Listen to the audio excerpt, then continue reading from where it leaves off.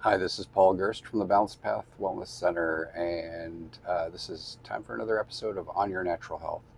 Today, I wanted to talk about healthy relationships, and I think most of us, anyways, if not all of us, have uh, um, struggled in some respect, whether it's with family relationships, extended family, or immediate family, people we call family. Friends, coworkers, acquaintances, just dealing with the general public, dealing with ourselves. Uh, it greatly affects our health, and because as I was talking about in the last couple of videos, we're talking about how the mind affects our health, and one of the most prominent things in our life is the connection to others. And so I have found a great number of patients that I see. I suspect I could probably say all of them. I don't like to use those words, all encompassing words, but I'll say most of the patients I've helped with chronic health issues have a lot of their stress that has led to their issues comes from poor relationships, from relationship struggles. Um, I wish I had a better setup here as far as the um, visuals, the presentation, the information, but I just want to get a few things across regarding relationships that I think are keys to successful relationships. First of all, the kind of relationships that we have. I mentioned, we have the personal, we have the friendship, the partner, spouse, family, and our neighbors or acquaintances. Of course, there's intermingling of all those, but I, I know that seems obvious, but I did this exercise here. I started this way because a lot of people are really loosey goosey with their boundaries, and I think that it's important to, and I hang with me for a second, it's important to both label or categorize somebody and then to not do that. Meaning, recognize who somebody is to you. It doesn't mean that there can't be change there, but it needs to be a purposeful or intentional change. So when you decide to enter a relationship with someone, it's just that. You don't I think so many people respond or they do things by default. Oh, I guess, yeah, I guess that is a friend of mine. Oh, sometimes people don't have very clear definitions of who people are to them, and so that sets up false expectations. Is my point, and so I think it's as simplistic as it might seem to some of you. I think it's important to, hey, who are my acquaintances? Who are my friends? Who are my friends that are like family to me? I think it's very important to do that. Um, and in the same respect, in business, we have clients, bosses, employees, coworkers, that kind of thing. Um, that seems to be a little bit more defined for us. However, I still think it's important for us to go through the exercise ourselves. Now, the most important is the relationship we have with ourselves. And um, again, the reason I want to bring this up, like, again, why I'm doing this is because the majority of people I work with have a poor relationship with themselves. Not everybody. Some of my patients through the years have a really good sense of self, or think they have a really good sense of self. Um, but to have a good relationship with ourself means that we have a strong understanding and awareness of who we are, and we can state that to other people. Not anybody necessarily, but the idea is we can do it, and maybe more importantly, we do it. Um, the relationship we have with ourselves, the reason it's so important that we have good esteem and that we feel good about ourselves. One, that we're living true to ourselves. We're following our core beliefs, and our actions follow our words, and our belief, which follow our thoughts. And if those things are in line, there's not we don't create incongruities in the body, which are basically um, falsehoods or lies. We don't lie to ourselves, and which those things lead to health imbalances, or at least cementing health imbalances. And so a lot of the work I have to do with people, and myself, honestly, is hold the mirror up to them. And sometimes people don't like what they see. I've lost patience because you get people who are not ready to see what's reflected back at them, and that's sad.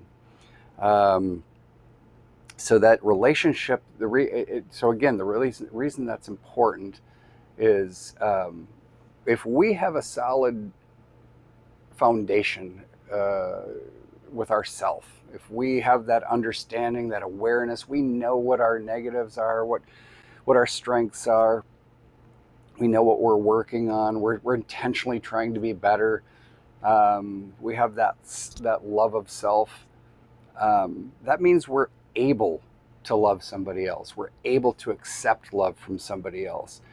I see so many relationships are tainted where the person that I'm talking to, clearly doesn't feel good about who they are, and their relationship is every bit as dysfunctional as the relationship they have with themselves. And what this means is, and I sure don't have an accurate number on this, but if I'm working off not just the people I've seen in clinic, but I've been a person who studied human behavior since I was a kid.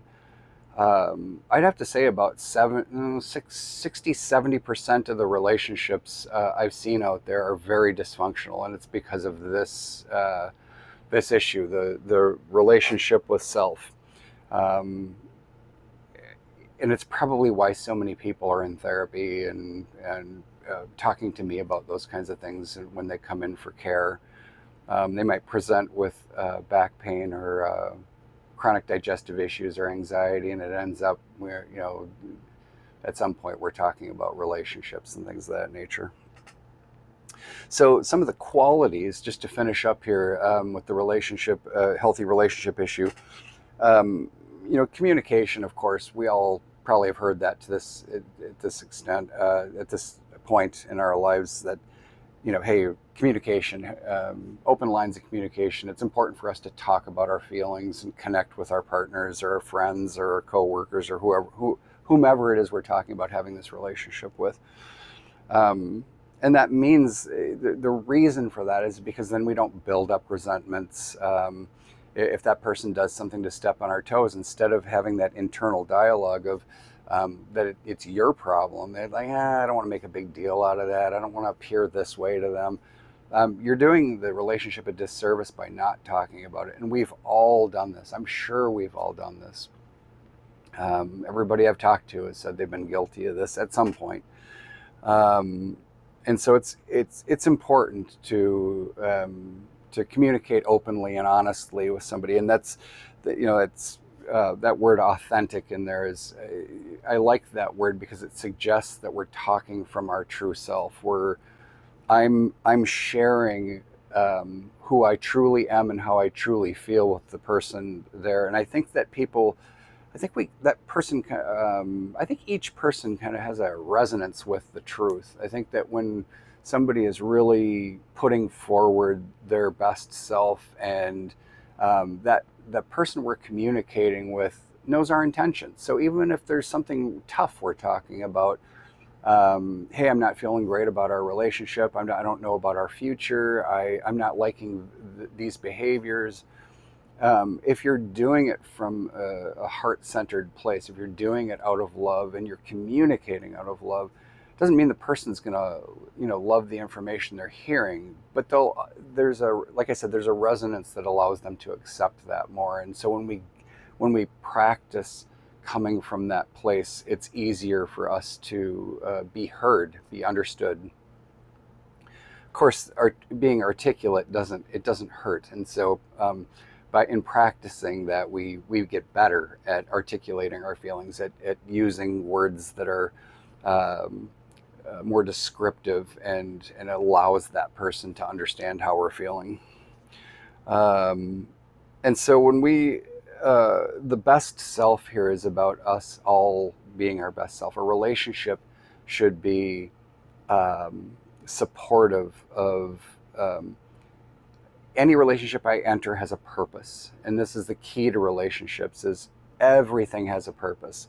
In a business relationship, it's to either help one another be better at business, or to put money in your pocket, or to support.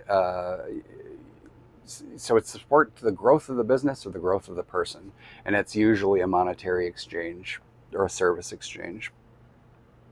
So the that best self, I have a responsibility with somebody coming in to help them be their best self, and in turn, them me. A little less so in business when somebody's paying me. I take that responsibility on to help them be the best self. But like I said, there's crossover there.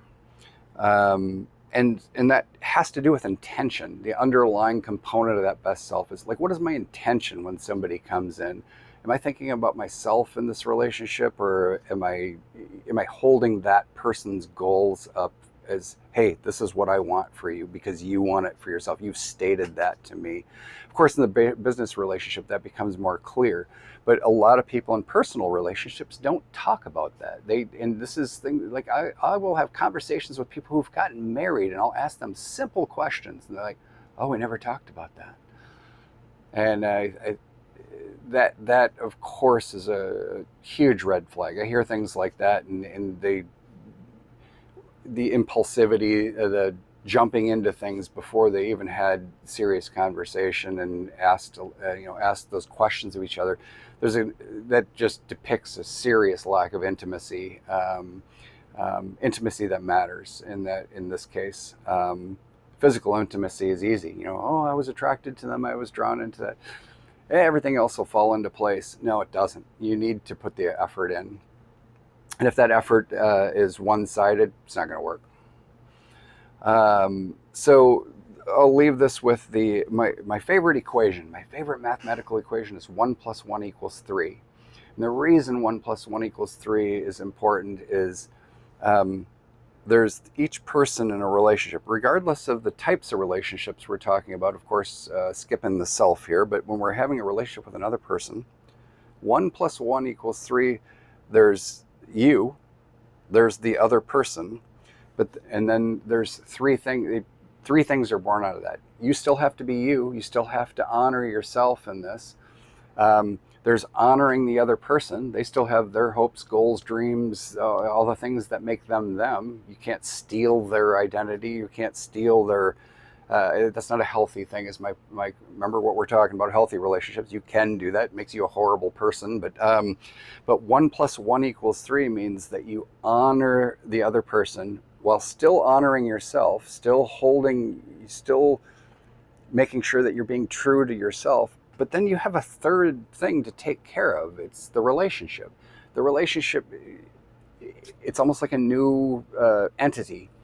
And so the relationship needs to be nourished. So to be in a relationship, in certain respects, might feel easier. Yes, it quells loneliness and all these things, and maybe helps with the bills and things like that.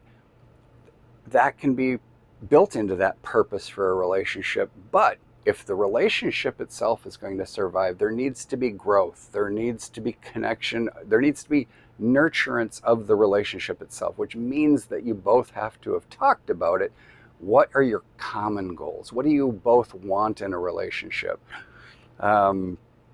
Sex is important. Common goals, common interests. Those things can play off each other. They're not all totally separate.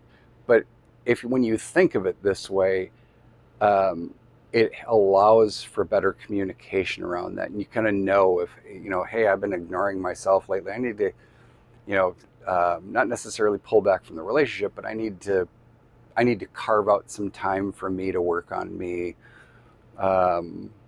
And maybe in another sense, you can recognize where that person's feeling overwhelmed, and maybe you initiate that and say, hey, maybe it's time for, what if we make sure that you have some alone time or some time for you to get away and work on yourself, or do whatever it is on your personal bucket list that I'm not involved with.